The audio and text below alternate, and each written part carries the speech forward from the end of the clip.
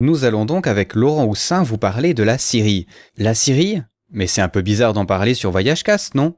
C'est un podcast de vacances, de voyage, et puis en ces jours-ci, malheureusement, on ne va pas en Syrie pour les voyages. Effectivement, mais ceci dit, on s'est posé une question, ou plutôt je me suis posé une question. À quoi ressemble cette Syrie dont on nous parle continuellement dans les médias? Parce que bon, je sais qu'il y a des gens qui meurent, je sais qu'il y a une politique absolument détestable, je sais qu'il y a un régime qui va tomber un jour ou l'autre, mais bon, je ne sais rien sur le pays en lui-même. Je connais des noms de villes, mais je n'ai aucune idée de ce à quoi elles ressemblent, ce qui est un peu dommage. De même, je ne sais pas comment sont les gens, je ne sais pas ce qu'ils mangent, je ne sais pas ce qu'ils pensent, je ne sais pas ce qu'ils font. En bref, on me parle de la Syrie tous les jours, et je n'ai aucune idée de ce à quoi ressemble la Syrie. Eh bien, c'est notre ami Laurent Houssin qui a décidé de venir nous parler de la Syrie. Il peut en parler abondamment puisqu'il y a fait plusieurs voyages, dans des moments bien sûr où la Syrie était beaucoup plus calme. Il a eu ce rare privilège. Alors, on vous a parlé de la Syrie comme elle était avant la guerre, et puis comme on l'espère, elle sera après, même s'il faut avouer que certains monuments et certains endroits dont on parle dans le podcast sont déjà détruits en totalité ou en partie. Mais bref, on a quand même eu envie de vous en parler pour vous donner une belle image de ce pays, une image qui n'est pas forcément réaliste aujourd'hui, mais qui, on l'espère, le sera un jour. Alors en vrac, on est parti de Damas, on a été sur Alep, on a vu le Krach des Chevaliers du côté d'Homs, on a été visiter des monastères catholiques, on a vu les Norias du côté d'Hama, on a exploré les ruines de Palmyre, la ville de la fabuleuse reine de Zénobie, et puis pour finir, on a parlé un peu nourriture, on a vu qu'il y avait du chocolat syrien, qu'on faisait de la glace au mouton, et puis qu'il existait même du vin syrien. En bref, un joli tour de la Syrie, j'espère qu'on aura su vous montrer le pays comme il devrait être si tout allait bien. Mais bon, j'ai assez parlé, place à l'interview. J'ai décidé de me remettre à étudier. Qu'est-ce que vous apprenez dans ce bouquin? La politique.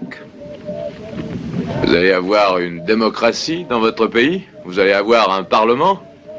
Je vous le dirai quand mon pays existera. Ai-je bien répondu? Vous avez répondu sans rien dire. Ça, c'est de la politique. Vous apprenez vite. J'ai un bon professeur. Oui. Alors bonjour et bienvenue sur VoyageCast, ici Jonathan comme d'habitude, et aujourd'hui je suis accompagné de Laurent. Salut Laurent. Bonjour Jonathan. Alors comment est-ce que tu vas aujourd'hui? Ma foi, ça va plutôt pas mal. Toujours à l'écoute de VoyageCast pour voyager. Eh ben c'est cool, ça fait plaisir de t'avoir en tout cas, ça fait un petit moment qu'on suit tes aventures d'Asia Trek, alors on va en parler un peu plus tard dans le podcast à la fin, mais quand même est-ce que tu peux nous présenter, te présenter, puis présenter Asia Trek, parce que c'est quand même assez exceptionnel. Oh, exceptionnel, je sais pas. Si. Après, donc je m'appelle Laurent, je vais avoir 41 ans. Je suis journaliste voyageur, un petit peu bourlingueur, un petit peu touriste, un petit peu vacancier. Et voilà, donc j'ai un grand projet de voyage qui s'appelle Asia Trek, donc du Mont Saint-Michel au Mont Fuji, avec un tricycle à voile. D'accord, intéressant le tricycle à voile. Hein. Combien de kilomètres entre les deux? Oh, je dirais, au GPS, ça fait 19 958 km, mais bon, comme le parcours n'est pas encore totalement, le parcours reste libre, je m'autorise à aller à dépasser les kilomètres ou en fonction des rencontres. Voilà, le but, c'est un petit peu de filmer des rencontres, de voir des gens, des paysages, voilà, c'est vraiment pour moi l'occasion de faire un gros break à l'occasion de mes 40 ans, tout en essayant de voyager le plus écologiquement possible et en essayant de continuer au métier de journaliste en vendant des articles sur mes voyages. Bon, on est impatient de les lire, en tout cas 12 mois de voyage quand même, un joli petit break comme tu dis. Alors aujourd'hui on va vous parler d'un pays qui n'est pas touristique, que vous ne pourrez pas aller voir malheureusement en ces temps. On va vous parler de la Syrie. Alors on a décidé de vous en parler avec Laurent, parce que Laurent a pu y faire plusieurs séjours, puis surtout parce que ça fait partie des pays dont on parle assez mal, et c'est normal, il y a un régime qui est terrible, on va pas s'apesantir là-dessus, on connaît tous un peu la situation qui se passe, mais on avait envie de vous en parler autrement, Parce que pour Laurent, il me l'a dit tout à l'heure, hein, c'est le plus beau pays qu'il a visité. Et puis moi, quand je regarde la télé, je vois pas grand-chose de joli. Alors on va vous parler de la Syrie d'une autre manière. Et ça fait plaisir de t'avoir, Laurent, pour en parler, donc. Alors d'abord, la Syrie, qu'est-ce que tu peux nous dire quand et pourquoi tu as pu t'y rendre ? Donc j'ai effectué 4 séjours en Syrie de 2005, 2006 et le dernier en date de 2011. Décembre de 2011. Donc au début vraiment par curiosité, donc l'envie d'avoir une continuité dans mes voyages, c'est-à-dire que Israël et la Palestine j'avais découvert, la Jordanie je découvrais, la Turquie j'ai découvert, donc je m'en vais toujours un petit peu plus à l'est, mais il y avait quand même la Syrie dont je voulais vraiment voir les richesses, sachant que déjà dans ces années-là, la Syrie avait au moins dans la bouche des médias, mauvaise presse, que ce soit avec Bachar el-Assad ou Hafez el-Assad auparavant. Mais de la réalité du voyage tel que tu peux l'entendre à travers les médias et la réalité du pays quand tu le vis sur place, il y a une marge qui est très très différente. Ouais, c'est intéressant. La Syrie donc qui a eu pas mal de rapports avec la France plus ou moins étroits. Alors en tant que Suisse, j'avais pas vraiment entendu parler de ça, mais il y a des rapports assez forts entre guillemets entre les deux pays. Tout à fait. Il y a eu d'abord une présence au moment des croisades, avec notamment la présence de chevaliers qui venaient originaires de Normandie, dont Tancrède de Hauteville, qui ont le fameux krach des chevaliers, qui est la citadelle croisée à Homs, a été acheté au cours des 11e et 12e siècles par Tancrède de Hauteville. Donc ça reste quand même un petit peu le premier lien qu'il y a pu y avoir à l'époque. Lui il a d'ailleurs été régent d'Antioche, donc toute cette partie-là est très riche déjà de liens.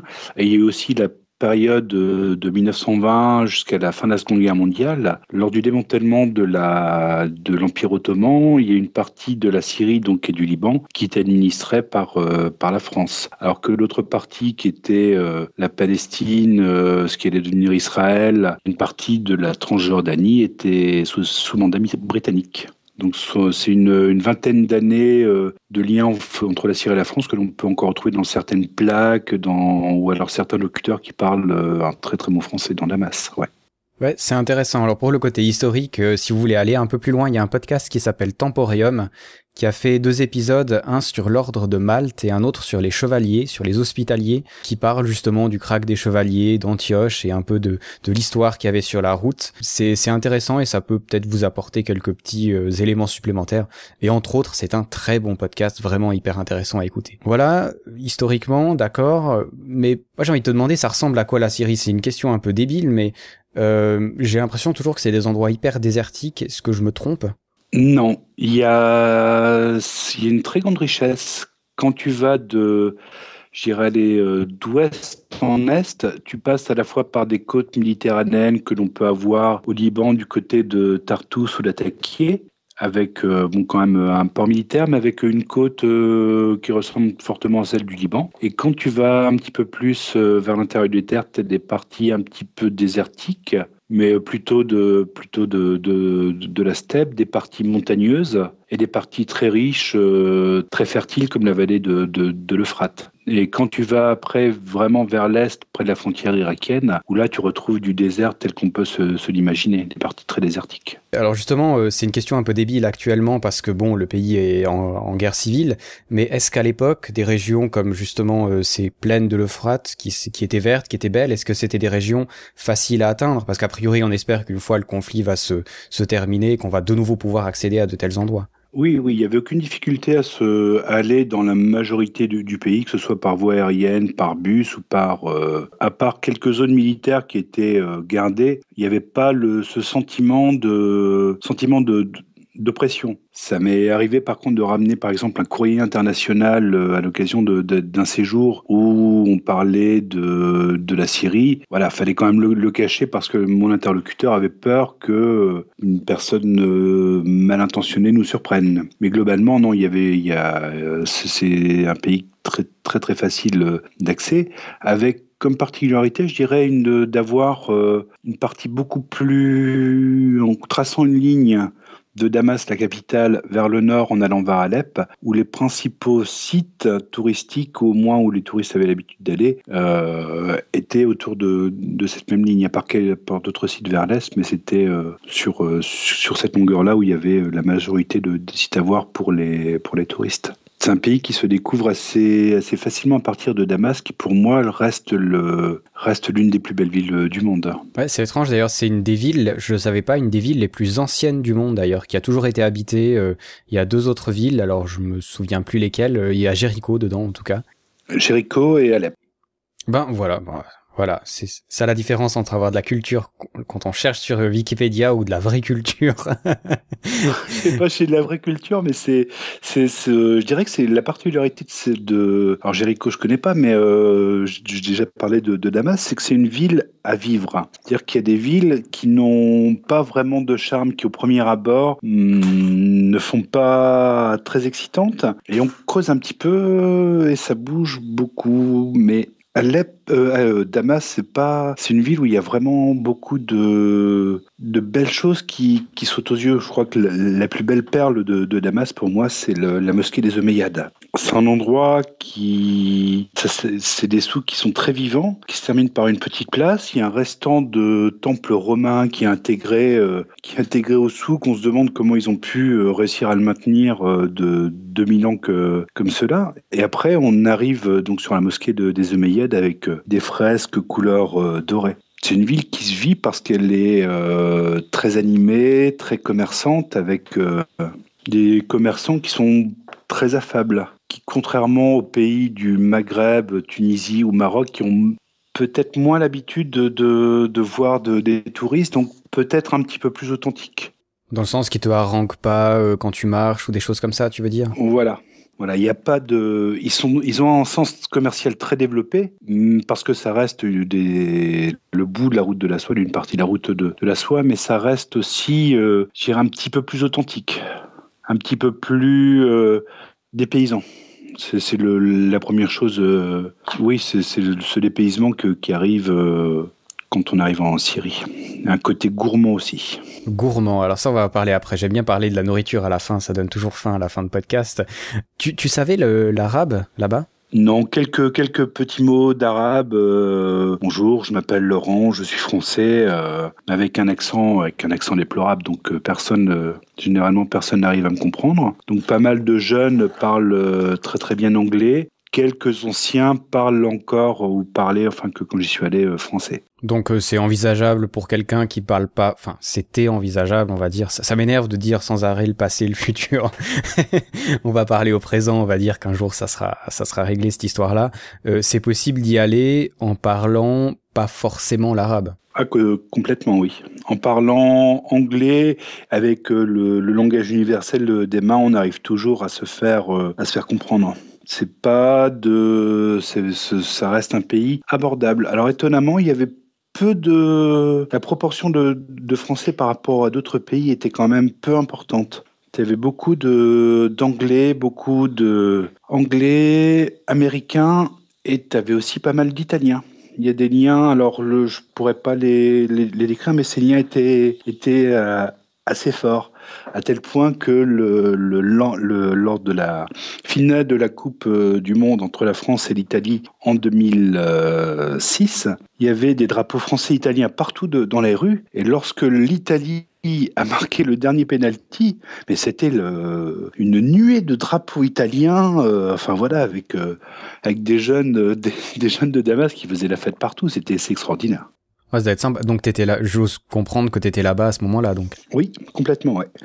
J'étais à Damas pour un 3e séjour où je n'avais pas encore visité une petite partie de l'est du pays que j'avais pas encore visité.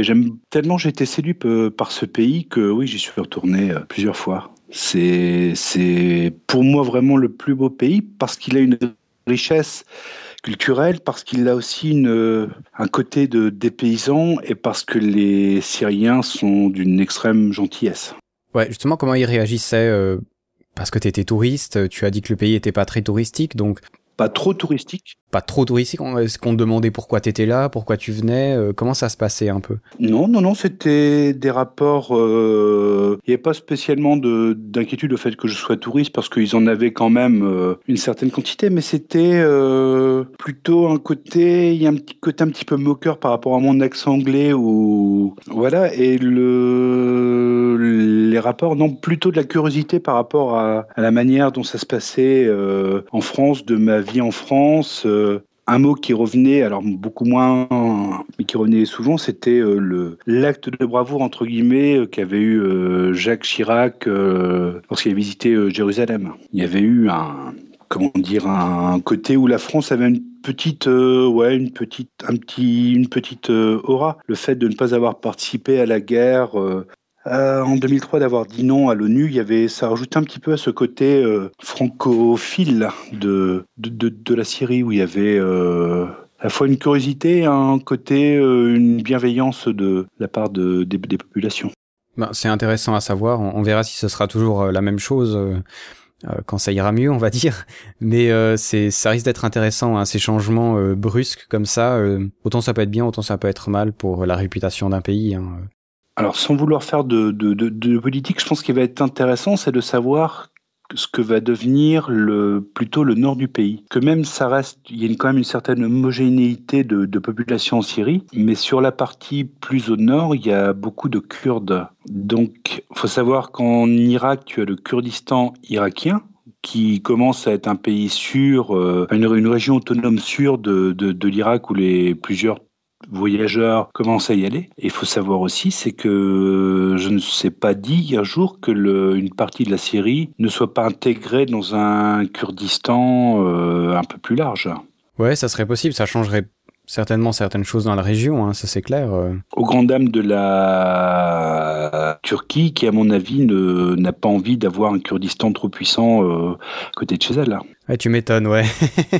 Ça reste une géopolitique qui va être intéressant à suivre, savoir entre les Kurdes et les insurgés, les islamistes, les vrais rebelles, les forces gouvernementales, comment ça va se goupiller. Et cette diversité-là, je l'avais pas trop perçue lorsque j'avais été du côté de Damas, mais j'avais beaucoup plus perçu à Alep. Alep, qui est vraiment la grande ville du nord, je dirais à vol d'oiseau, à peut-être une 60aine de kilomètres de la Turquie, qui était assez intéressant parce que tu avais une forte communauté chrétienne avec des prénoms chrétiens donc assez étonnants, des Daniel, des Rémi, qui étaient assez Joseph, qui étaient assez étonnantes, à la fois des musulmans, à la fois des Kurdes, chose que tu retrouvais un petit peu moins à Damas. Et ils étaient ensemble, mais ça allait, ou bien ils étaient ensemble et ça se tapait à moitié dessus? Non, à l'époque, ça allait bien. Personne ne levait le petit doigt pour broncher. Hein. Personne ne bronchait. Ouais, peut-être que dans les endroits où il y a plus de diversité, c'est justement peut-être plus facile, que ça aille mieux que... Ouais. Je pense, plus l'habitude de vivre avec les autres, peut-être. Je pense que c'est un petit peu un vœu pieux, mais oui, je pense que c'était le cas. Ok, et sinon Alep, alors tu nous as parlé de Damas, qui est une ville que tu as beaucoup aimée, qu'on peut... Tu dirais, si on y va, on peut y passer combien de temps pour faire le tour de la ville, entre guillemets? Je dirais, il faut bien compter entre les musées, les mosquées... C'est une ville aussi qui se découvre sur la terrasse en hauteur, sur le toit d'un petit restaurant, après à fumer une chicha, à discuter, à négocier avec dans un souk ou une antiquité ou quoi. Et je pense que 4 à 5 jours, c'est vraiment le minimum pour jouer de Damas. Pour revenir sur Damas, la superficie à peu près comparée à Paris, admettons que nos éditeurs connaissent tous à peu près, c'est grand comment? Je suis incapable de te dire. Ça fait entre la Ghouta, qui est l'ancienne oasis de Damas, oui, c'est une superficie qui doit bien faire, je dirais 2 fois la taille de Paris. Ah ouais, quand même.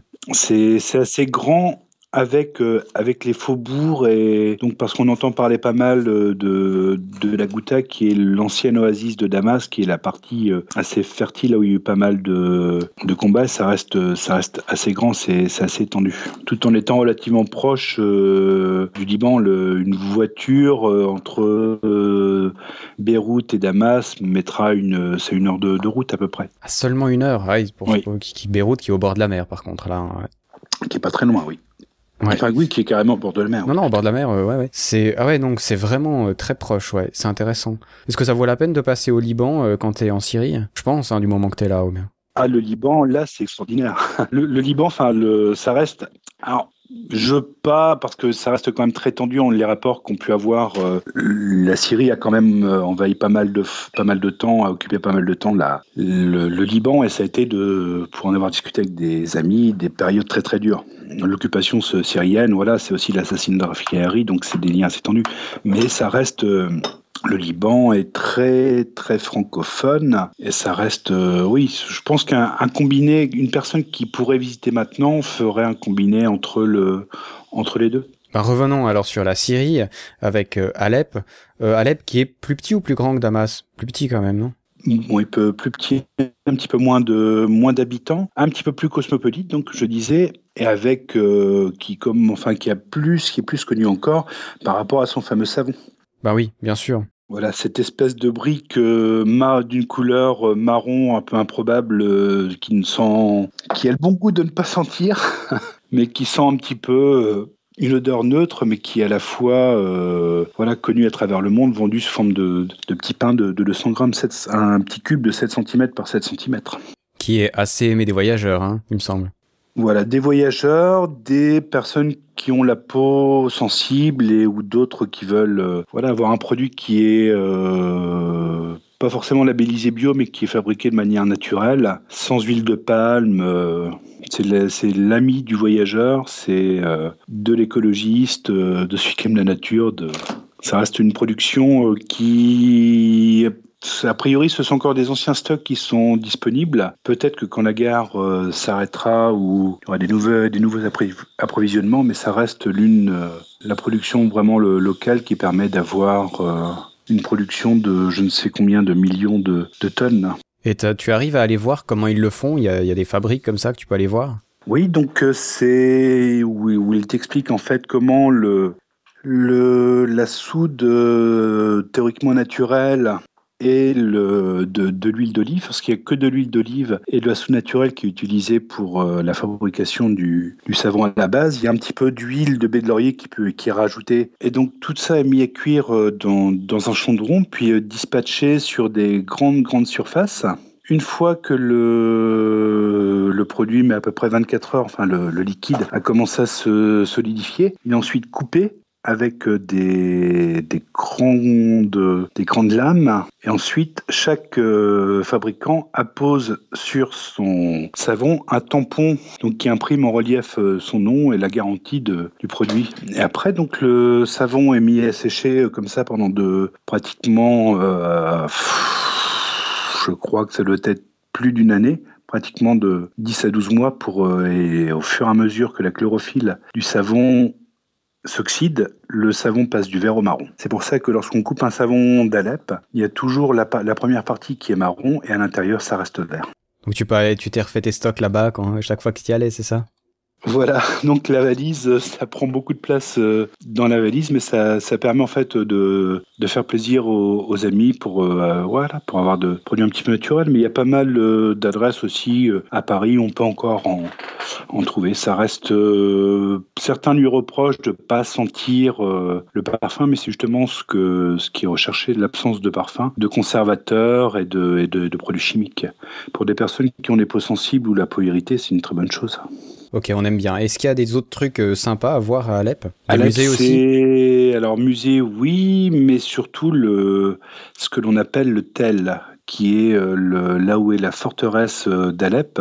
C'est un promontoire, donc plus tu montes en hauteur, plus c'est une citadelle qui s'est élevée au fur et à mesure que les personnes, depuis les croisés, depuis les premiers habitants jusqu'à la fin, voilà, c'est une accumulation. Donc, quand tu vois cette citadelle, tu dis que tout en haut, il y a à peu près 5000 années d'occupation de cette espèce de promontoire. Ça forme un petit peu comme, pas facile à décrire, mais un petit peu comme une colline sur laquelle il y a une citadelle qui a été bâtie. Et lorsque j'y suis allé, il y avait des fouilles et on retrouvait des vestiges qui dataient pratiquement de 1500 ans avant Jésus-Christ.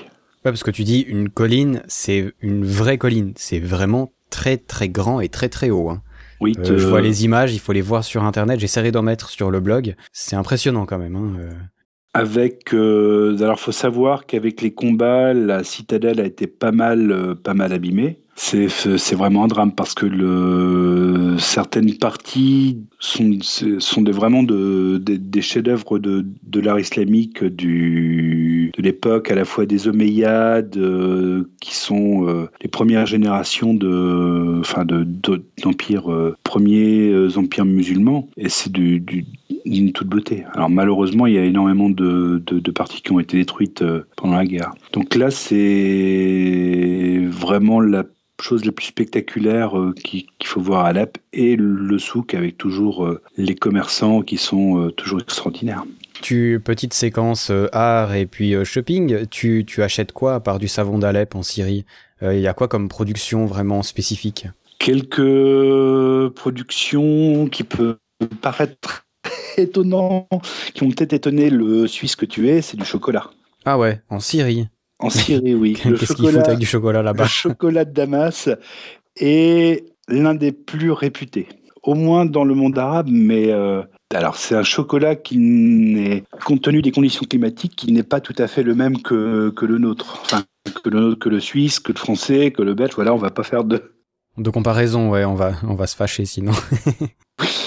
Ça reste un chocolat donc un petit peu plus sec, un petit peu moins fondant, mais qui a plusieurs dizaines, plusieurs centaines de variétés, aussi bien avec des noisettes, des noix, des différents types qui sont assez réputés. Et il y a autre chose qui est assez réputé, c'est le nougat. Du nougat qui sera parfois avec de la cardamome, une épice qui donne un goût assez particulier, et que l'on retrouve aussi beaucoup dans le café syrien, la particularité d'avoir souvent de la cardamome. Ça doit être bon, ça. Oui, ça donne un petit côté relevé qui laisse pas indifférent. Après, on aime ou on n'aime pas, si c'est en trop grande proportion, bon, ça reste pas forcément adapté à nos palais d'occidentaux, mais je pense que l'un des petits miracles de Damas mis en France à Alep, c'est alors attention, accroche-toi bien, de la glace à la graisse de mouton. Comme ça me donne moyennement envie, j'avoue, mais ça ressemble à quoi? Alors, imagine un espèce de grand pot en métal réfrigéré. Ouais, d'accord. La personne qui est en charge de la glace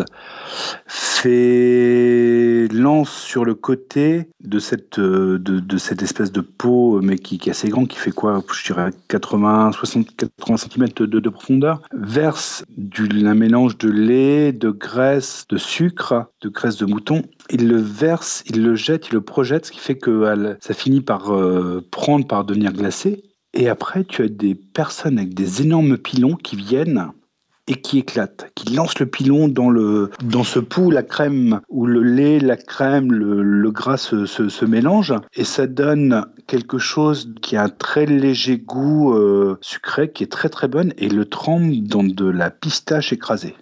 La pistache concassée, des petits morceaux de pistache, ce qu'on appelle de la glace. Il y a un fabricant qui est assez réputé à Damas qui s'appelle Bagdash. Des glaces comme ça, mais c'est tout simplement une tuerie. Voilà, c'est...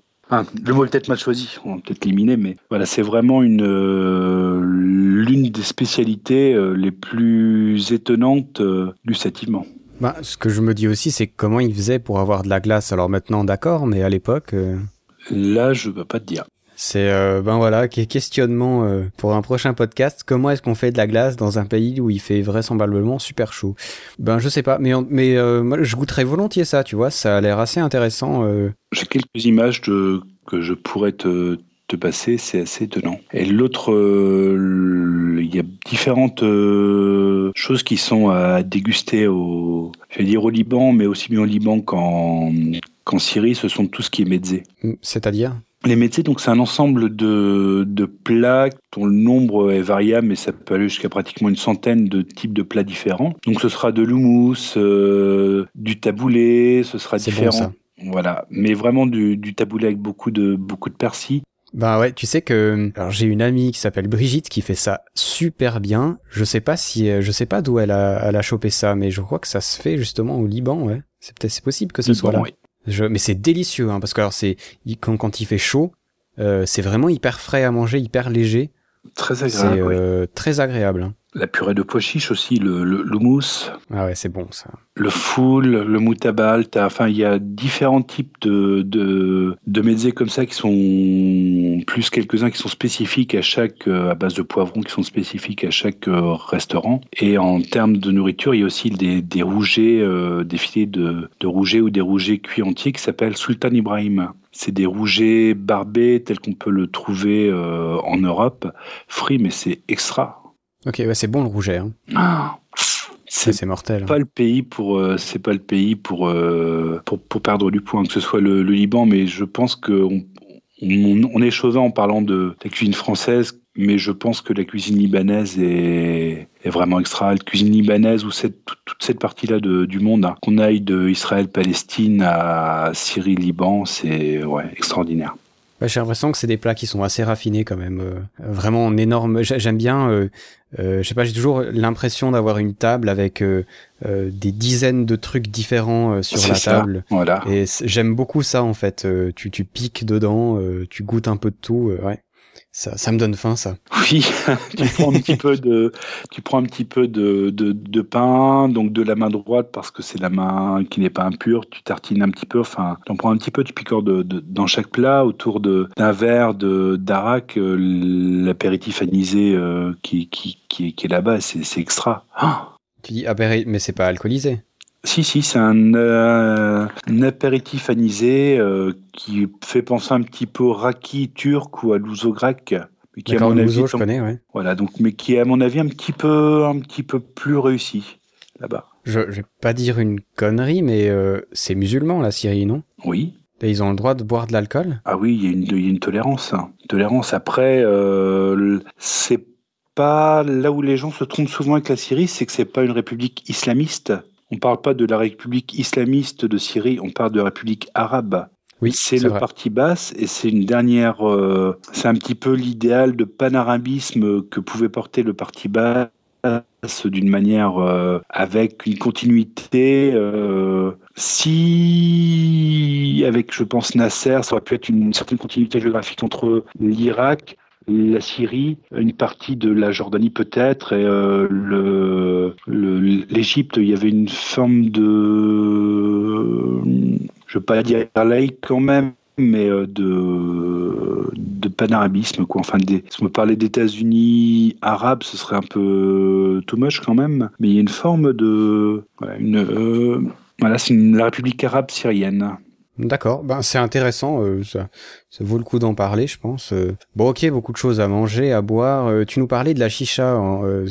Est-ce que tu peux juste nous éclairer sur ce que c'est aussi, pour ceux qui connaissent pas? C'est un mélange de tabac à la mélasse, donc quelque chose d'un petit peu sucré qui est parfumé, donc un tabac qui est parfumé, donc souvent à la pomme, parfois à la fraise, et que sur laquelle on pose un charbon incandescent dessus qui permet de fumer. La fumée passe dans de l'eau, elle est légèrement refroidie et ça reste un peu incontournable là-bas de s'arrêter autour d'une table, de prendre le temps de fumer une chicha, donc qui est le petit rituel de chacun son embout, et de tapoter sur la main de l'autre personne qui fume pour lui repasser. Il y a une forme un petit peu de tradition un petit peu respectueuse. Et dans ces moments-là, c'est des moments un petit peu où tu peux deviser du monde, du commerce, de la beauté du ciel ou de tel lieu avec un Syrien. Et ce sera autour d'une chicha, ce sera éventuellement aussi avec des petits cafés qui font l'équivalent d'un ristretto, un café très très serré, un café de bédouins qui sont souvent il y a plusieurs bédouins comme ça que l'on croise régulièrement dans Damas, qui sont avec leur petit cafetière où il y a tu vas boire l'équivalent d'un dé à coudre de café, mais très très vert, un petit peu amer. Ok, ça sonne bien ça. C'est un pays comme beaucoup de pays, que ce soit en Iran ou que ce soit au Liban, c'est des pays que tu dois découvrir avec le temps, qui se découvrent et qui s'ouvrent qu'avec le temps, quand tu as partagé avec les gens. Je pense que ça reste l'une des plus belles expériences, c'est autour d'une table avec des Syriens ou des Libanais ou des Palestiniens. C'est vraiment la plus belle chose qui puisse être. Je suis d'accord avec toi pour le temps. Je me rappelle, c'était au Togo. On avait rencontré des Bédouins aussi. Et puis, on avait bu le thé avec eux. Et on connaît le gag, tu sais, il faut jamais boire un thé si t'es pressé. Et effectivement, il faut pas être pressé. Ça prend le temps. Mais en même temps, on n'était pas pressé. Du coup, on a passé, je sais pas, peut-être 1 ou 2 heures, le temps que le thé chauffe, qu'on partage la première théière, qu'on fasse la deuxième, qu'on fasse la troisième. Mais j'avoue que j'aime bien ça. Parce que j'ai l'impression que dans notre vie actuelle, on prend quasiment jamais le temps de faire ça, quoi. Ah oui. Et même en Afrique, c'est ça. Et même en Afrique, je le faisais pas souvent, c'est vrai. Puis c'est le genre de truc que j'ai tendance à oublier quand je reviens ici. Mais le fait de faire ton petit feu, de mettre ta petite théière dessus, d'attendre que ça bout, ça prend du temps, d'aller chercher tes petites brindilles, ça a quelque chose de c'est presque de l'antidépresseur, tu sais, parce que tu prends le temps de te faire un truc, tu prends le temps de le boire. Quand tu le partages, c'est encore meilleur, bien sûr. Et ouais, c'est un truc que j'aime bien, tu vois. Ça, c'est le genre de truc qui m'attirerait là-bas, de prendre le temps de faire ces choses-là. Même si la langue, c'est quand même un frein. Tu arrives toujours avec le langage des mains, quelques mots d'arabe bien placés, un peu d'anglais, tu arrives toujours à t'en sortir. Mais je pense que c'est beaucoup de pays, c'est le cas, il faut prendre le temps de le visiter.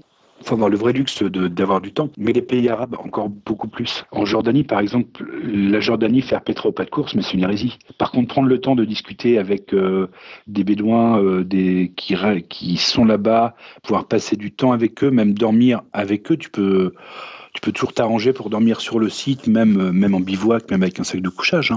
Personne, je l'avais fait, personne n'est venu me dire attention, non. Ça reste très agréable et c'est vraiment comme ça que tu jouis du pays, en prenant le temps. C'est vrai que cette tradition du thé que tu as peut-être un petit peu moins, tu l'as un petit peu du côté plus de la Jordanie, sinon tu l'as un petit peu aussi quand même, tu l'as là-bas, c'est pas le même type de thé, quoi, c'est pas la même préparation du thé où ça reste plus rapide la dégustation du thé, mais c'est des moments un peu privilégiés pour discuter. Et aussi, étonnamment, le vendredi après la grande prière, ça reste aussi des moments où les gens ont une certaine sérénité, et sont peut-être plus facilement, je sais pas, à l'écoute ouverts à la discussion. L'autre. Iran, dans beaucoup de pays musulmans, j'ai remarqué. Peut-être une certaine sérénité après. C'est intéressant, c'est bon à savoir ça.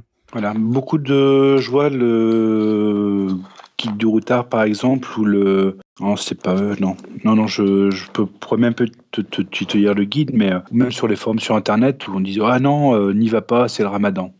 Je pense qu'on peut quand même aller dans un pays du Proche-Orient quand c'est le Ramadan. Ça reste faut avoir un petit côté respectueux où tu vas pas manger devant les autres. Il y a des restaurants qui servent les touristes. Mais si tu as la chance d'aller avec une famille musulmane qui t'invite à la maison faire la rupture du jeûne, préparer à manger, préparer tous les mets pour la rupture du jeûne, c'est assez extraordinaire. Je pense que ça en décourage les voyageurs parce que du coup, il y a des transports sont moins facilités ou tout ça, et comme on est stressé généralement en voyageant parce qu'on a 2-3 semaines devant nous, c'est vrai que peut-être que c'est moins avantageux que d'y aller quand il n'y a pas le ramadan et où on peut aller beaucoup plus vite, tu vois. C'est peut-être juste pour ça, en fait, que c'est découragé d'y aller. Je sais pas. Peut-être, ouais. Alors, en fait, j'avais envie de te parler, en tout cas, encore de deux choses. Déjà, le krach des Chevaliers, t'as pu y aller, toi? Oui, j'y suis allé. Donc, c'est une forteresse qui... Alors, c'est un petit peu la blague, parce que je ne sais absolument pas prononcer le mot, mais ça donne quelque chose de style Khalat el Hosn. Et je te dirai pas si c'est juste ou pas.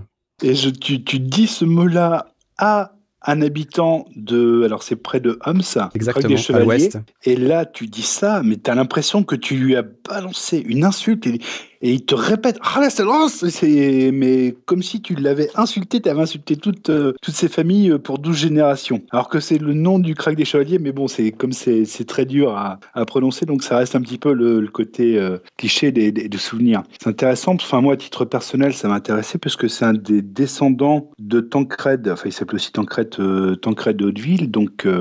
Pour résumer un petit peu, le grand-père avait un petit fief du côté de Saint-Lô, chez moi en Normandie. Le fils a fondé le royaume, enfin l'un des fils a contribué à fonder le royaume normand de Sicile.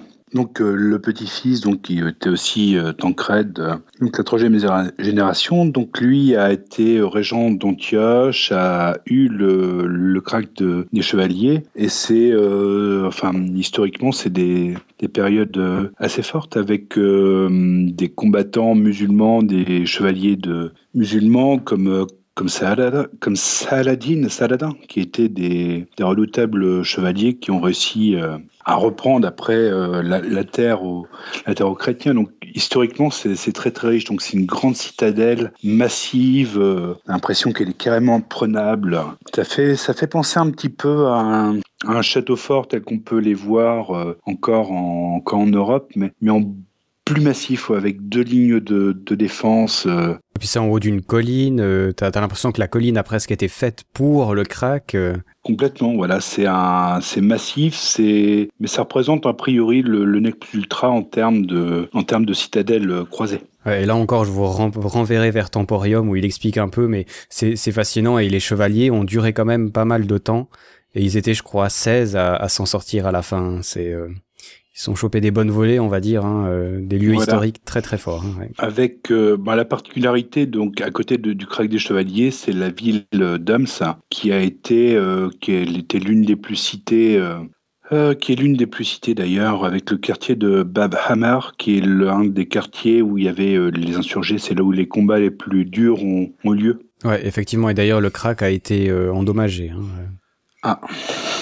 De ce que je vois, en tout cas, il y a eu des explosions. Maintenant, on espère que c'est solide, mais c'est vrai que nos armes modernes font mal quand même. Autre endroit qui est assez emblématique, qui m'a le plus étonné en Syrie, donc moi j'étais retourné déjà en 2011, mais lors de mon premier séjour, j'avais été à un endroit qui s'appelle Hama, qui est une petite, qui est une cité qui est sur les bords de l'Oronte, la rivière qu'il y a là-bas, et qui est une ville qui est célèbre pour ses norias. Noria? N-O-R-I-A, qui sont des énormes roues à eau qui servaient à acheminer l'eau un peu plus haut. Avec le courant, elle remontait de l'eau dans un réseau d'aqueducs et permettait d'alimenter la villa. Et la particularité de ces norias, c'est de faire un grincement de bois, mais effrayant. C'est rien que pour ça, c'est assez étonnant, de ces grandes roues qui, pour certaines, datent de milieu du XVIIIe siècle. Voire même un petit peu plus pour les plus anciennes, et ça reste des grincements qui, à mon avis, il y a quelques siècles, devaient effrayer le voyageur. Oui, parce qu'elles sont immenses, c'est pas des petits trous en bois. Je crois que la plus grande en termes de diamètre doit faire pratiquement 9 mètres ou 12 mètres.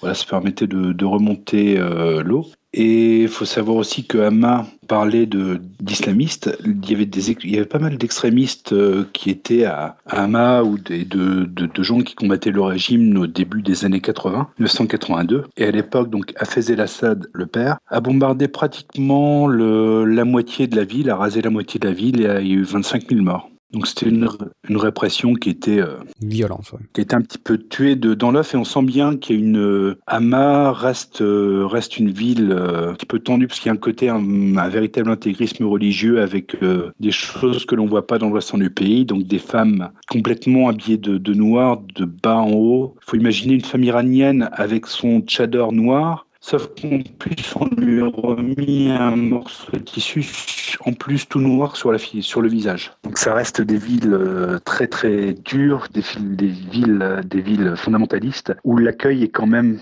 moins bon que dans le restant du pays. Voilà, voir Senoria, se promener pour voir les quelques sites qu'il y a entre deux, notamment, un petit peu avant Hama, il y a un endroit qui sont assez étonnants, qui ont une grande importance. Ce sont les dernières villes où on parle araméen. Donc, du côté de Maaloula. Ça a l'air. Alors, j'ai vu les photos, ça a l'air vraiment magnifique. C'est très vert, pour le coup. C'est ça, donc il y a pas mal de sources, pas mal de monastères. Faut savoir, c'est qu'il y a énormément quand même de chrétiens, il y avait énormément de chrétiens en Syrie. Donc c'est des endroits où il y a pas mal de traditions qui ont été préservées, comme la messe, comme les premiers hôtels, où il y a même un endroit où on pouvait faire des sacrifices de bêtes au moment de certains offices religieux. Ça reste étonnant. Il y a un peu de mythologie aussi, notamment le défilé de Sainte Thècle, une sainte syrienne qui était poursuivie par des soldats qui, pour s'échapper, a planté son bâton dans la terre et a fait une énorme fissure comme ça et a pu s'échapper comme ça. Voilà. Ça reste des endroits où on a un très très très bon accueil, où on peut venir, si on vient tout simplement, on est reçu en ami. Parce que je vois là une image justement qui s'appelle le Mar Takla monastère. Oui. Qui a l'air vraiment, il est à moitié dans la roche en fait. Complètement, avec des arbres qui arrivent à pousser, on ne sait pas comment, avec qui est complètement au haut d'une colline, mais à moitié sous forme troglodytique pour une partie des fondations. Donc pas mal d'ermites ont vécu là-bas, se sont fait une tradition chrétienne qui est très très forte. Et alors l'autre endroit, malheureusement l'actualité, on est obligé de toujours évoquer l'actualité quand on parle de la Syrie, mais il y avait le père Paolo qui était un jésuite italien, donc qui a priori serait retenu du côté de Raqqa, où a été tué selon les sources, on n'a pas pu vérifier, mais lui avait mené une expérience qui est extrêmement intéressante au monastère de Marmoussa, toujours un monastère qui date 9e, 10e siècle, avec des peintures anciennes dedans, et c'est un monastère qu'il a rénové avec des bénévoles tout au long des années, donc on y accède en montant je ne sais plus combien de centaines ou de milliers de marches, donc c'est quelque chose, ça va lui mettre pratiquement 1 heure pour monter là-haut, donc... Oui, parce que c'est vraiment dans la roche, dans la montagne là. On se demande pourquoi ils ont construit un truc là-bas. Alors pas mal d'ermites, on voit, il y a encore des niches. On peut, c'est un endroit en fait qui a été fait aussi pour le dialogue entre les religions, mais pas sous une forme assez étonnante, c'est-à-dire qu'il recevait aussi bien des chrétiens, des juifs que des musulmans, qui autour d'une table, quand j'y suis allé, chacun aidait à préparer le repas, éplucher les pommes de terre, et chacun était libre d'y rester, d'y donner ce qu'il voulait. Chacun pouvait apporter un peu de son savoir-faire, un peu de sa culture, un peu de sa vie pour la confronter par rapport aux autres et reprendre aussi un petit peu de celle des autres. Et ce qui est assez étonnant, je suis pas du tout chrétien, je suis chrétien, je suis catholique, mais je suis pas tout à fait croyant, quoi. Je reste encore un petit peu... Indécis. Oui, on va dire indécis, mais c'est l'un des endroits qui m'a le plus touché quand même, parce qu'on se retrouve en haut d'une montagne, en haut d'une petite colline, une montagne quand même, où il n'y a pas un bruit aux alentours, parce qu'il n'y a pas de village aux alentours, il n'y a pas d'électricité. Il y a que des panneaux solaires, mais qui sont allumés, donc on se retrouve avec simplement une bougie, un évangile, et il y a un temps de prière, d'études comme ça qui dure une vingtaine de minutes. Alors on prend ou un Ancien Testament ou le Nouveau Testament, et après on a le Notre Père en arabe. Donc quand on n'en a jamais écouté, c'est étonnant. Ah oui, ça, jamais, enfin, ça paraît bizarre en plus, mais oui.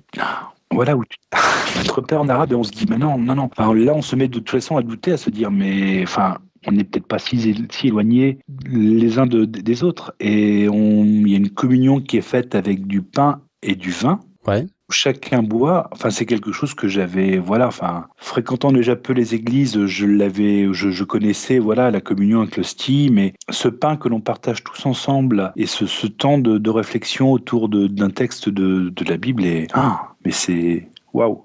Enfin, si on ressort de là, enfin moi j'ai des frissons dans le dos. On est sur des tapis assez anciens avec des fresques qui datent du 10e, le 11e siècle, des fresques peintes. Voilà, c'est pas sans rappeler certains lieux de retraite que l'on peut avoir du côté de la Cappadoce. De la Cappadoce en Turquie. D'accord. Ça fait penser un peu à certaines églises rupestres ou certaines églises troglodytiques. C'est assez étonnant. Et après, bah voilà, pas un bruit. Le ciel à peine perturbé, donc on voit des milliers d'étoiles dont on ne soupçonnait même pas l'existence. Et on se prend une petite claque, ouais. Ok, et donc tu pouvais y aller librement, quoi. Voilà, comme tu y allais librement et tu pouvais rester autant de temps que tu voulais. La seule condition, c'était de participer aux tâches ménagères, donc voilà, aux différentes corvées, s'il fallait monter des choses. Il y avait quand même un petit téléphérique pour monter des courses, téléphérique manuel, et il y avait aussi pas mal de gens qui allaient le temps d'une retraite. Donc tu avais la possibilité aussi d'aller dans un ermitage, donc une petite caverne où tu pouvais rester une semaine, 15 jours, 3 semaines, libre à toi de venir et d'y aller comme tu voulais. Ok, bon, j'aime bien ce principe-là. De toute façon, à partir du moment où les religions parlent et mangent ensemble plutôt que se tapent dessus, je trouve ça bien. Complètement. Je savais pas qu'il y avait des trucs comme ça là-bas, comme quoi, hein, ça vaut la peine d'en parler vraiment. Et du coup, c'est vraiment dommage qu'on puisse pas y aller. Il y a un endroit aussi où j'ai vu quelques images qui m'ont plu. Ça s'appelle Palmyra. Palmyre en français, qui là est de l'autre côté. Hein. On était à l'ouest d'Homs et là on est à l'est, plus loin quand même. Hein. T'y as été ? Oui, là ça fait un petit peu penser un peu au film de Bagdad Café. Ah ouais. Oui, Okay. Alors étonnamment parce que lorsque tu prends la route de Damas, quand tu prends la route à Damas pour aller vers Palmyre, tu passes sur une espèce est-ce que c'est un bar, je sais pas, qui s'appelle le Bagdad Café en fait. Et parce que tu te rends compte que là, tu empruntes la route de Bagdad, et voilà, il y a le Bagdad Café qui vaguement, fait penser au film Bagdad Café, rien que pour le nom, avec un genre de café du désert où il n'y a rien d'autre à côté, qui est absolument étonnant. Donc après, tu files vers Palmyre, qui est l'ancienne ville de la reine Zénobie, la fameuse reine Zénobie qui était en conflit face à Rome, qui était... Mais qui était, sauf erreur, extrêmement riche. Hein. Oui, extrêmement riche, qui est allé un peu dans la démesure. Quand on voit les différents palais ou les restants de colonnades qu'il peut y avoir, c'est un tout petit aperçu de la richesse. C'est le pire, le débile, c'est que j'ai lu sur la reine de Zénobie et j'avais pas fait le lien avec Palmyre, mais ouais, ça a l'air énorme. Hein. Une reine un petit peu mégalo. Un petit peu quand même, ouais. Avec donc des magnifiques couchers de soleil et des ciels très purs, et ça fait partie à mon avis des sites majeurs en termes d'époque gallo-romaine, avec l'autre endroit qui est très réputé en Syrie, c'est Apamée, qui elle se trouve un petit peu plus au nord de Damas. Chaque époque est un petit peu représentée, que ce soit donc la partie romaine avec Palmyre et l'autre Palmyre et Apamée, et l'époque byzantine par exemple, avec des cités, ce qu'on appelle les cités mortes, the dead cities, qui sont pas très loin d'Alep. C'est Sergilé, c'est des villes comme Sergilé qui sont la particularité. Quand tu étais à Alep, il y avait un petit côté un peu colonial ou fin des colonies, avec le fameux hôtel Baron, qui est l'hôtel où Agatha Christie a écrit Le crime de l'Orient Express, qui est aussi l'endroit où De Gaulle, Laurence d'Arabie ont dû s'arrêter. Et voilà, c'était le premier hôtel chauffé d'Alep, donc qui date des années 30. Voilà, un petit peu brinque-ballant, mais de cet endroit-là, il y avait pas mal de gens qui louaient des voitures américaines pour te faire visiter donc toute cette partie nord et donc les villes mortes, Sergile, tu peux visiter aussi Apamé. Tu avais aussi le monastère, j'ai oublié le nom, qui est celui où il y a les stylites. Ces hommes qui faisaient construire des colonnes très très grandes qui s'isolaient tout là-haut pour être plus près de Dieu. Ouais, c'est un moyen comme un autre, ouais, mais ouais. Pourquoi pas. Plus près de toi, mon Dieu, c'est un petit peu ça. C'est le petit côté un peu mégalo. Donc, j'ai oublié le nom, mais on voit le restant de statues. Donc, des gens un petit peu toutes les époques qui sont représentées. C'est assez étonnant. Et des monastères où ils produisent aussi pas mal de vin. Peut-être du vin syrien, qui est pas forcément le plus extraordinaire, mais monastère Saint-Georges et Bacchus, ou voilà, c'est un petit côté anecdotique, mais c'est intéressant. Et une autre cité qui était peu visitée, c'est la ville qui s'appelle Deir ez-Zor, qui est vraiment à l'est de la Turquie, pas très loin de la frontière irakienne, pour situer un petit peu, qui est vraiment une ville où il y a à la fois un côté désertique avec des villes anciennes comme Mari ou Doura-Oropos, qui sont d'autres déjà un petit peu plus pointus, mais il y a pas mal de choses. Je crois que dans un podcast, tu parlais du British Museum et de choses qui ont été prises sur place. Oui. Là, c'est vraiment le coup, quand on va visiter le Proche-Orient, d'aller au Louvre. Il y a vraiment cette particularité d'avoir beaucoup des choses qui ont été récupérées dans Proche, Moyen-Orient, Iran, Syrie, Jordanie. Se retrouvent quand même du côté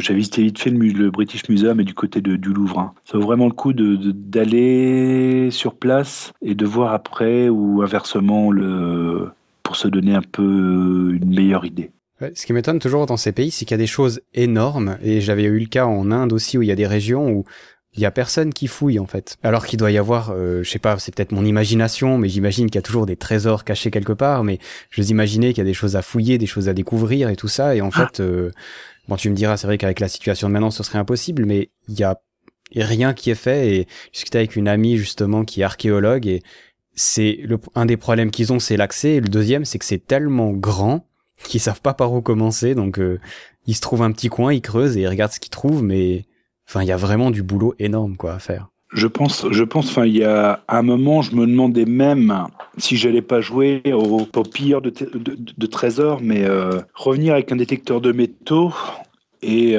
aller passer à certains sites au peigne fin, parce que tu dis bon, il faut savoir aussi qu'il y a quand même pas mal alors la réglementation, c'était le cas en Turquie où on pouvait avoir de très lourdes peines. Si tu te fais choper avec des choses un peu anciennes, ça peut vite devenir inconfortable, on va dire. Ah, mais c'est le cas en Égypte aussi, hein. Tu peux acheter des antiquités, certaines qui sont vraies relativement facilement, mais tu peux pas les sortir du pays, hein. Ou alors à tes risques et périls, on va dire. C'est ça, j'ai des amis qui en Colombie et au Pérou ont ramené des choses et tu te rends compte que la statue, une fois expertisée, c'est une vraie. Ah oh. C'est à la fois c'est tentant et un petit peu flippant. Je connais pas trop c'est pas vraiment mes régions du monde, mais rien que pour ça me donne envie d'aller voir ces sites un petit peu mythiques. On va lui faire un petit plug à Tony de Travel Plugin, hein. Il y a Aidé qui était passé dernièrement, il avait parlé un peu et il a écrit sur quelques cités aussi en Colombie, sauf erreur justement, et il y a des cités entières qui sont mais pas du tout explorées, ou comme tu dis, a priori pourrait y avoir des trésors dedans, on serait pas tellement au courant, quoi. Ça paraît assez incroyable. Et en Inde, j'ai un ami qui a été faire de la grimpe dans une région où t'as des temples qui ont été détruits par des éboulements ou des choses comme ça. Ouais, il y a personne qui va fouiller, quoi, parce que c'est tellement immense, il y aurait tellement à fouiller. Et là, on pense, quand t'es en Syrie, il y a eu des chevaliers et tout ça, doit y avoir, je sais pas moi, des pointes de flèches, après des armes ou je sais pas quoi qui peuvent être trouvées, je pense encore. Hein. Alors oui, c'était le cas au niveau du krach des Chevaliers. Il y avait quand j'étais allé, il y avait des fouilles qui étaient menées avec des Syriens qui ne devaient pas être payés très cher parce qu'ils proposaient de revendre certains objets qui avaient été trouvés. Ouais, tu m'étonnes. Donc ça reste tentant, mais voilà, c'est toujours le problème. Est-ce que c'est bien ou pas bien d'avoir pillé entre guillemets, et que ce soit au Louvre ou que ce soit comme en Égypte laissé à la vindicte populaire et que ça finisse brûlé comme de nombreux ouvrages qui l'ont été. Bon, on va dire que vu la situation de la Syrie maintenant, c'est vrai que c'est peut-être mieux d'avoir pris les trucs parce que maintenant ce serait détruit, mais ouais. Dans le meilleur des mondes, ce serait bien que ça reste au même endroit, mais bon. Oui. On n'est pas dans le meilleur des mondes, donc. Mais ouais, c'est vrai que le problème de la conservation est immense dans ces pays-là. Hein. Faut dire que c'est des populations qui ont déjà pas beaucoup de moyens, donc ouais, on va dire que la conservation, ça arrive quand même après la bouffe. Hein, on va être honnête, je trouve. Oui, ça me semble assez malheureusement logique. Quoi. Enfin, même quand on parle des fois d'écologie, s'il n'y a pas un côté économique de l'écologie, ça prend pas. C'est ça.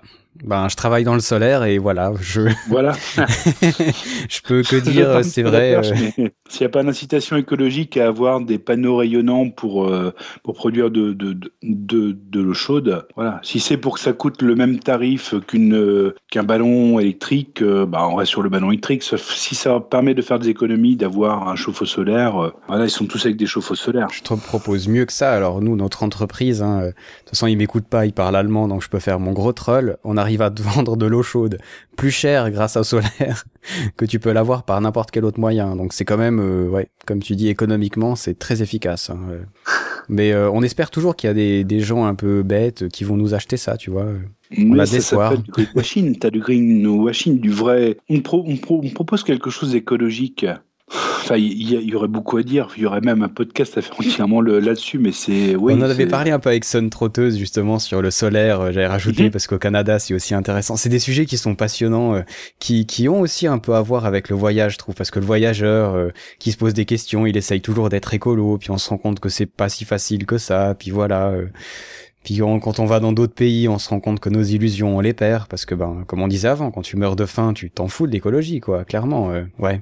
Si c'est présenté tel que souvent c'est présenté par les différentes personnes et les différents intervenants, c'est clair qu'il y a aucun intérêt écolo. Enfin, si c'est pour les riches, pour se racheter une petite conscience, tu vois, ouais. Voilà. Bon, alors on va zapper parce que sinon on pourrait faire un podcast là-dessus. Mais ceci dit, c'est intéressant et on se rend compte encore une fois, c'est ce qu'on essaye de chaque fois dire dans Voyage Cast. Le voyage, c'est quelque chose, c'est important, c'est la découverte, mais c'est aussi les questions qu'on se pose. C'est ça qui rend le voyage intéressant. On rentre souvent avec beaucoup plus de questions que de réponses et du coup on revoyage pour répondre à ces réponses et on n'y répond quand même pas, donc on revoyage. Et voilà, on voyage tout le temps, quoi. Il y aurait même un podcast à faire sur le nom des blogs ou leur type.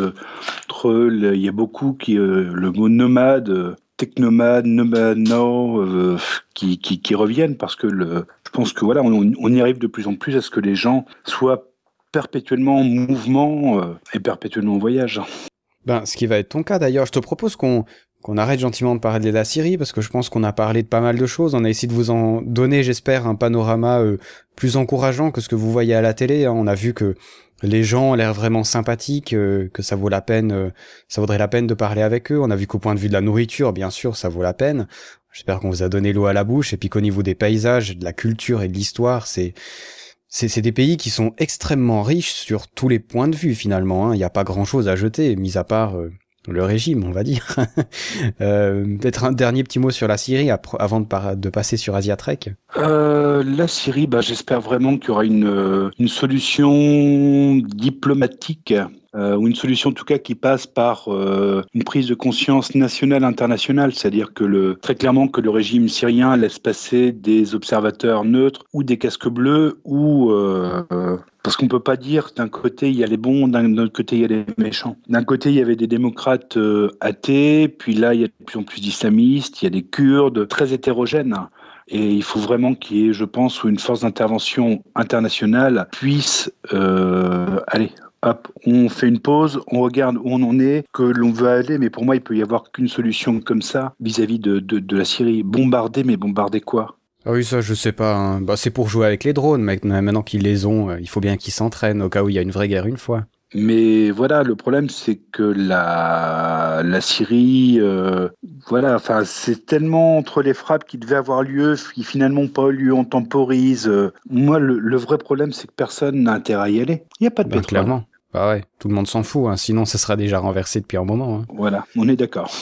En tout cas, voilà, ça me fait mal pour. Ouais, j'ai une pensée quand même pour le père Paolo qui est porté disparu à Raqqa, pour Ahmad qui est obligé de quitter le pays pour s'en aller en Suède, pour Omar que j'avais vu en 2011 qui souffrait déjà, qui avait un soutien de son frère qui est à l'étranger, qui lui versait un peu d'argent. Il y a des réseaux de détournés, mais voilà, c'est Samir qui est obligé de quitter le pays aussi pour vivre à l'étranger. Raed, un réfugié palestinien que j'avais croisé aussi, recroisé en 2011, qui vivait comme il pouvait.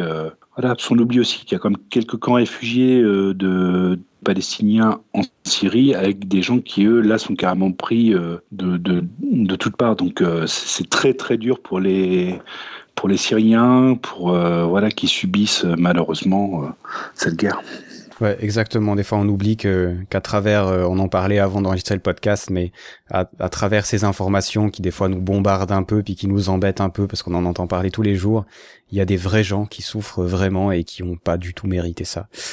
Pensez pour eux, ça changera peut-être pas grand-chose, mais on espère sincèrement qu'un jour ça ira mieux. Alors, qu'un jour ça ira mieux pour toi, c'est en tout cas le cas. Bon, aujourd'hui ça va pas mal non plus, hein, puisque tu vas partir en voyage et ça c'est génial quand même. On est super content pour toi. Alors, on a parlé un petit peu en début de podcast. Tu pars en vélo, quelle idée bizarre. Tu sais pas qu'il y a des avions? C'est justement parce que j'ai peut-être trop pris l'avion avant que j'ai envie de voyager en avion. J'ai peut-être un peu une dette vis-à-vis de la planète, d'éviter de refaire les mêmes erreurs du passé.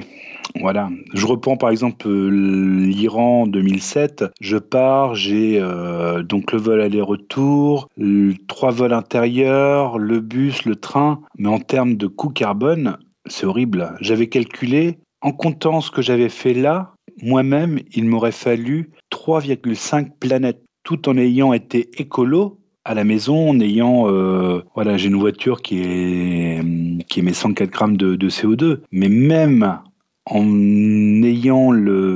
faisant vraiment très attention, mon empreinte si tout le monde se comportait comme moi, il faudrait 1,9 planètes à l'heure actuelle. Ouais, ça fait quand même un peu trop. Hein. D'ailleurs, c'est chaque année, hein, chaque année, on use la planète un peu plus vite. C'était il y a pas longtemps, c'était il y a 3 ou 4 semaines, je crois, qu'on est arrivé à échéance. Hein. On a utilisé toutes les ressources et puis on vit à crédit sur les 4 derniers mois. Pas mal quand même. Hein. On se débrouille bien, c'est chouette. Mais fais comme les multinationales, tu plantes un arbre et puis ça ira.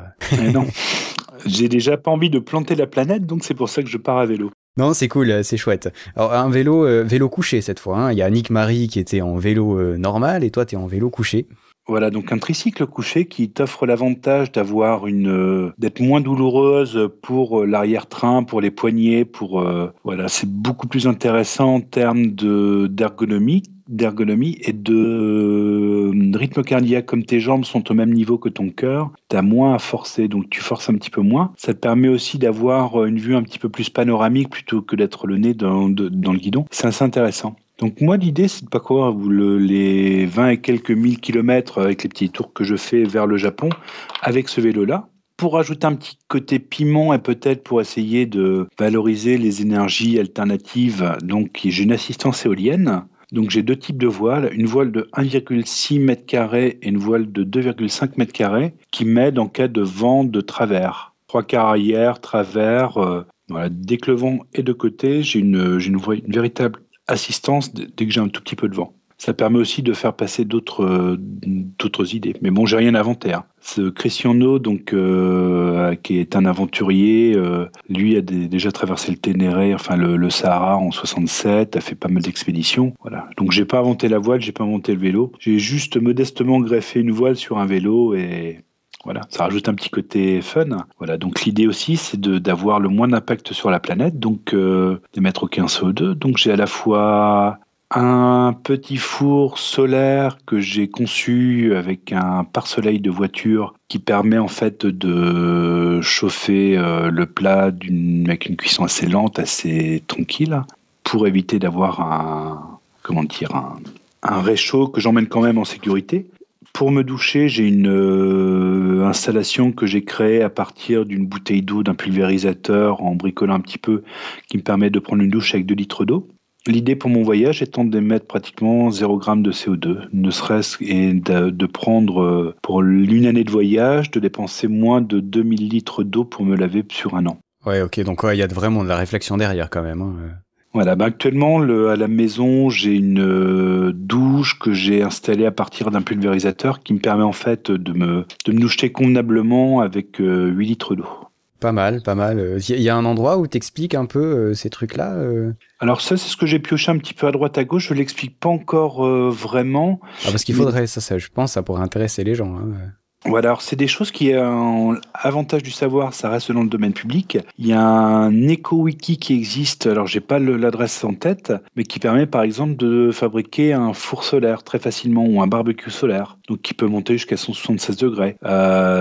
Toutes ces petites techniques-là sont c'est un savoir gratuit sur la base de la gratuité, qui s'échange, qui est assez intéressant. Et donc l'idée, c'est de rejoindre les 2 monts mythiques, le mont Saint-Michel, parce que je suis de Normandie, c'est le mont mythique qui se trouve en bas de mon département, et d'aller vers le mont Fuji, qui est un petit peu l'autre endroit mythique. Voilà, c'est aussi pour rendre hommage à mon papa qui est décédé l'année dernière, à mes parents qui sont décédés l'année dernière. Papa avait été au Japon, m'avait ramené, c'est eux qui m'ont donné le goût du voyage, ils m'avaient tellement fait rêver avec le Japon que voilà, je voudrais lui rendre hommage en me rendant là-bas. Ben, c'est intéressant. Et alors, je suppose qu'on pourra te suivre, hein, puisque t'embarques un ordinateur, des caméras, tout ce qu'il faut pour faire un film en 3 dimensions pour le cinéma, presque.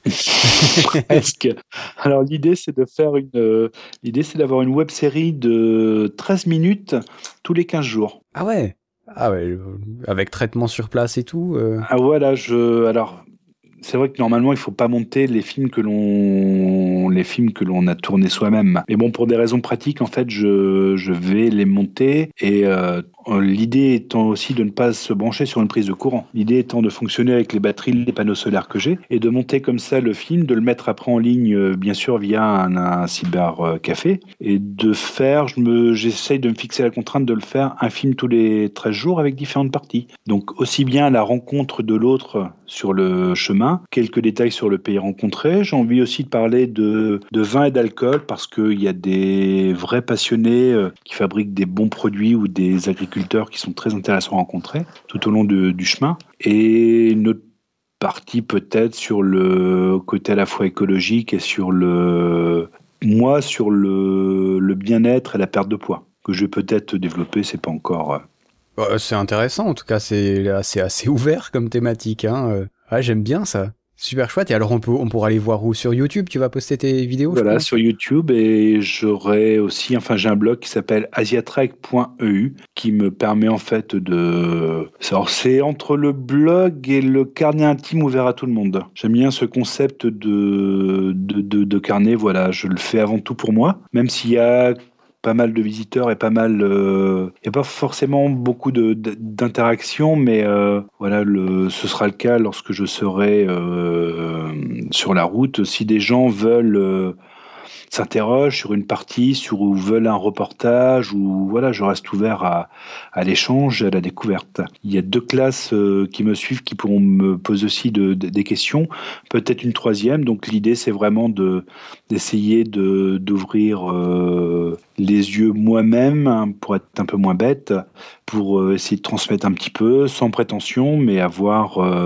voir un petit peu des choses positives, se dire que dans tous les pays, il y a des très très belles choses et j'ai envie de les partager avec eux. D'abord pour moi et après avec les autres. Ben, c'est pas moi qui te contredirai là-dessus. Je suppose que si tu poseras une sorte de plan de route un peu, où on peut te rencontrer éventuellement quand tu passes, non?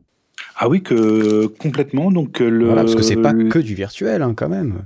Non, c'est avant tout du réel. Donc, bien évidemment, je laisse entre guillemets, la magie de la rencontre. Je me suis même désinscrit du site de Couchsurfing parce que je veux pas commencer à prévoir. Lorsqu'on commence à trop prévoir un voyage, il y a cette part d'imprévu qui fait la richesse de la rencontre et du voyage qui disparaît. C'est clair. Donc je reste en autonomie totale, c'est-à-dire que je peux rester une semaine sans rencontrer quelqu'un, sans aucun problème, mais si je rencontre quelqu'un, je ne vais pas m'empêcher ou si quelqu'un a envie de discuter, voilà. C'est aussi l'avantage de la voile.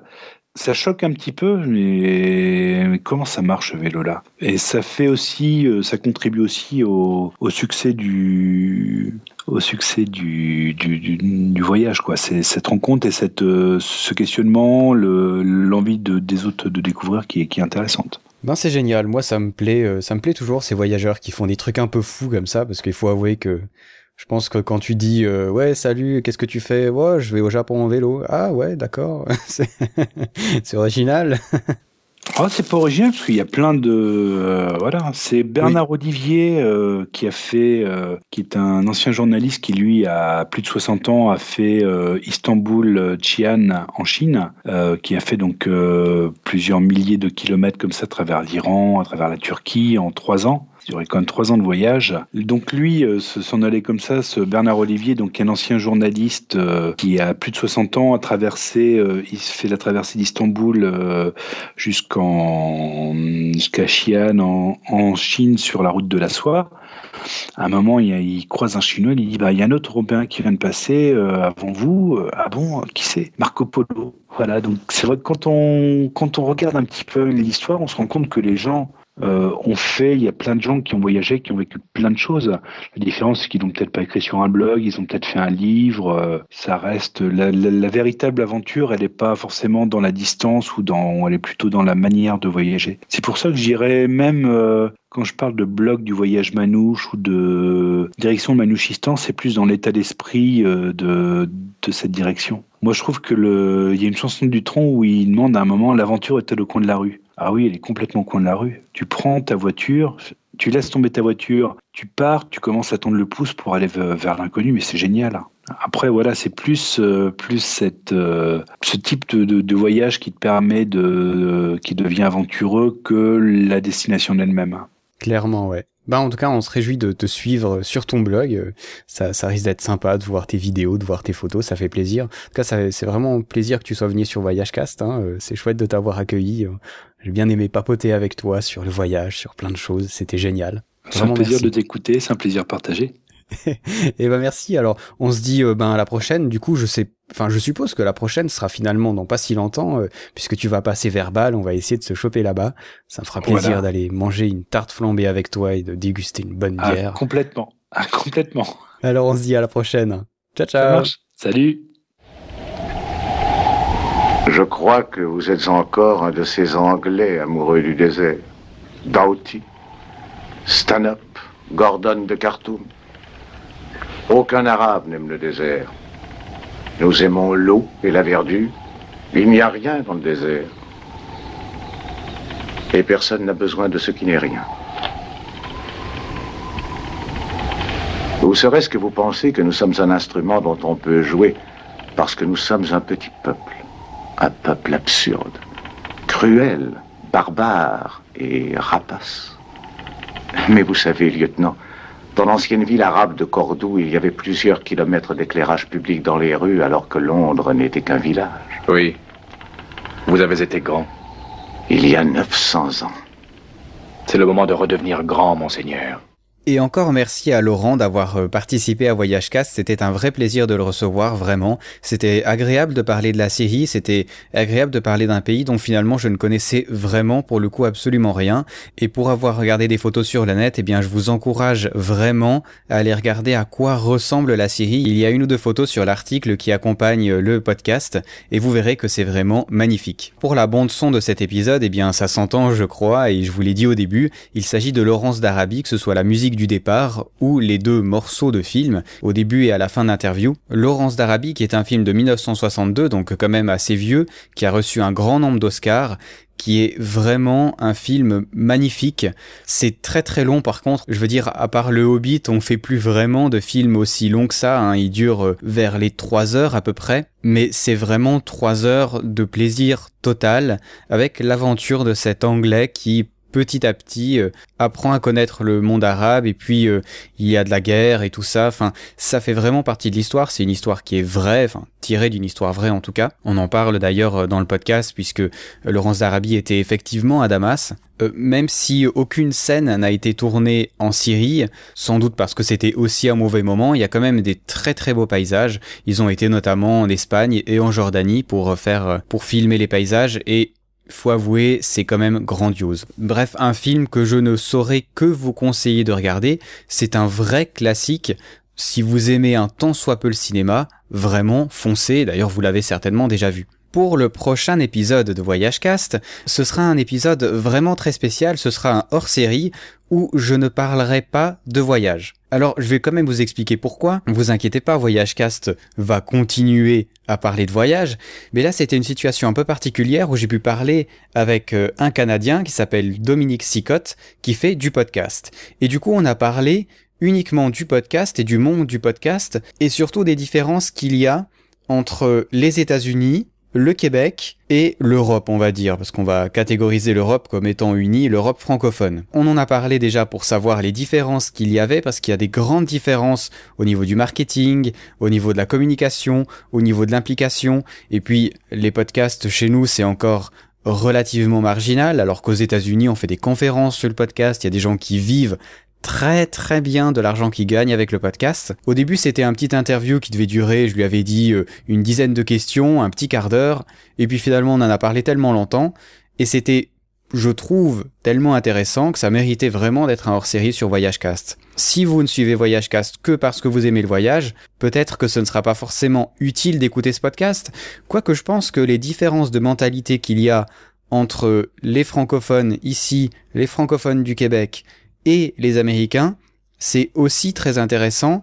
On en avait parlé un petit peu aussi dans notre podcast sur l'expatriation avec Benoît Curdy, et c'est des thèmes qui sont quand même relativement proches du voyage, parce qu'on parle bel et bien de différences de mentalité à cause d'une différence géographique. Donc voilà, ça va être le prochain épisode de Voyage Cast. Petit rappel d'ailleurs, si vous avez voyagé, si vous connaissez un voyageur qui serait prêt à venir sur Voyage Cast, les portes virtuelles sont bien entendu grandes ouvertes. J'accueille tout le monde pour parler de n'importe quel pays, du moment que ça se fait avec plaisir.